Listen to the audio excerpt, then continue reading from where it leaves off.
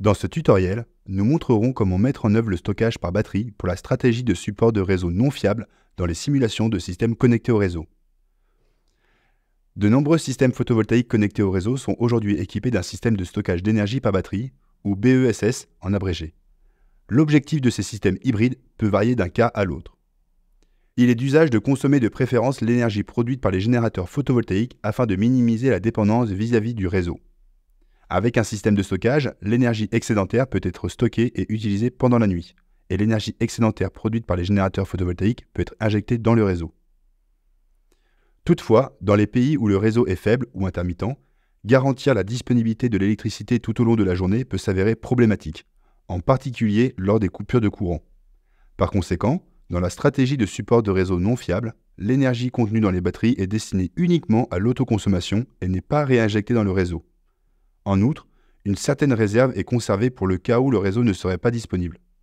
Cette stratégie nécessite la définition d'un profil de consommation et d'une période d'indisponibilité du réseau.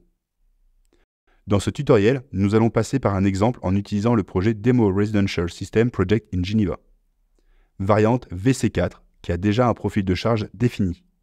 Pour commencer, cliquez sur l'onglet Stockage. Dans la liste déroulante, choisissez la stratégie Support de réseau non fiable. Le profil de charge doit être activé pour le stockage, même s'il est déjà inclus dans la variante sélectionnée. Cliquez sur le bouton Autoconsommation pour l'activer. Vous pouvez vérifier le profil de charge dans l'onglet Graphique. Une fois vérifié, cliquez sur OK pour continuer. Maintenant, définissons le pack de stockage. Gardez l'option Générique pour les fabricants et choisissez Module de batterie lithium-ion dans la liste déroulante. PV6 remplira automatiquement les champs module en série et module en parallèle en fonction du pack de batterie choisi. Cette configuration a été créée automatiquement en fonction de l'énergie quotidienne du profil de charge. À droite de la configuration de la batterie, vous pouvez voir plusieurs chiffres résumant les propriétés du pack de batterie. La tension du pack de batterie est arrondie à une valeur entière. La notation C10 représente la capacité de la batterie lorsqu'elle est complètement déchargée sur une période de 10 heures. L'énergie stockée à 80% de profondeur de décharge DOD, indiquant l'énergie stockée dans un cycle de batterie unique. Il est important de noter que pour les batteries lithium-ion, le cycle de charge ne doit jamais atteindre 100% de DOD pour éviter d'endommager la batterie. Le poids total du pack de batterie est également affiché, vous donnant une idée de sa taille physique. La ligne suivante indique le nombre de cycles pouvant être effectués à 50% de DOD avant que la batterie n'atteigne la fin de sa durée de vie. De plus, vous pouvez déterminer l'énergie totale pouvant être stockée pendant la durée de vie de la batterie. Dans le dialogue en bas à gauche, vous pouvez choisir la température de fonctionnement de la batterie, qui est utilisée dans le modèle de vieillissement de la batterie. Une augmentation de 10 degrés Celsius de la température de fonctionnement réduit la durée de vie statique de la batterie de moitié. Après avoir défini le pack de batterie, vous verrez un message rouge en haut à droite, indiquant la nécessité de définir l'indisponibilité du réseau. Cliquez sur « Indisponibilité du réseau ». Pour ce faire, commencez par définir le mode d'entrée. Vous pouvez choisir de définir l'indisponibilité sous forme de période aléatoire ou en lisant un fichier. Dans ce tutoriel, nous utiliserons la fonction « Définie comme période aléatoire ». Ensuite, définissez les durées minimales et maximales, ainsi que le nombre de périodes, ou laissez ces paramètres à leur valeur par défaut. Ensuite, cliquez sur « Définir aléatoire » pour générer un tableau de période d'indisponibilité. En cliquant sur « Afficher le graphique », vous pouvez visualiser les périodes d'indisponibilité tout au long de l'année. Après avoir défini l'indisponibilité du réseau, vous verrez un message rouge en haut à droite indiquant la nécessité de définir la puissance de charge maximale. Passez maintenant à l'onglet « Support de réseau non fiable ».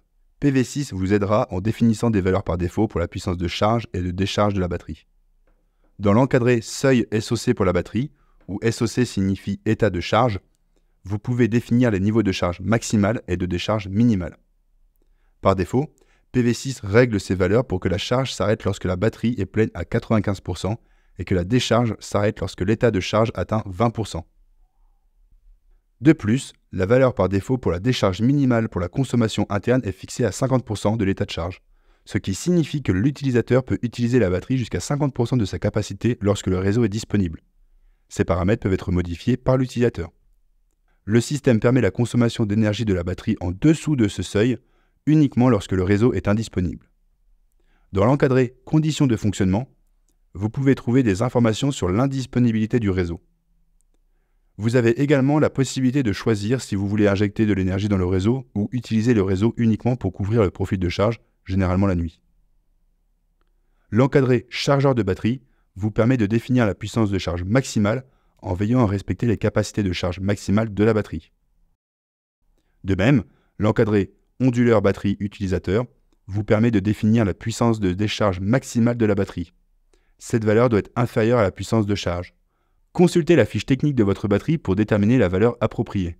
Une fois que le scénario support de réseau non fiable est configuré, cliquez sur OK pour continuer et exécuter la simulation. Vous pouvez cliquer sur Diagramme des pertes pour visualiser la distribution du flux d'énergie solaire et la satisfaction des besoins énergétiques d'autoconsommation. Le flux d'énergie est divisé en deux. Une partie de l'énergie est stockée en chargeant les batteries. Le reste est utilisé directement soit pour l'autoconsommation, soit pour alimenter le réseau si la production est suffisante. Il s'agit de l'énergie injectée dans le réseau pendant la journée. Notez que le réseau n'est jamais alimenté en énergie par le système de stockage. En fonction de la capacité de la batterie, la nuit, il peut être nécessaire de recourir à l'énergie du réseau, qui est présentée dans le diagramme des pertes comme un flux supplémentaire vers l'intérieur.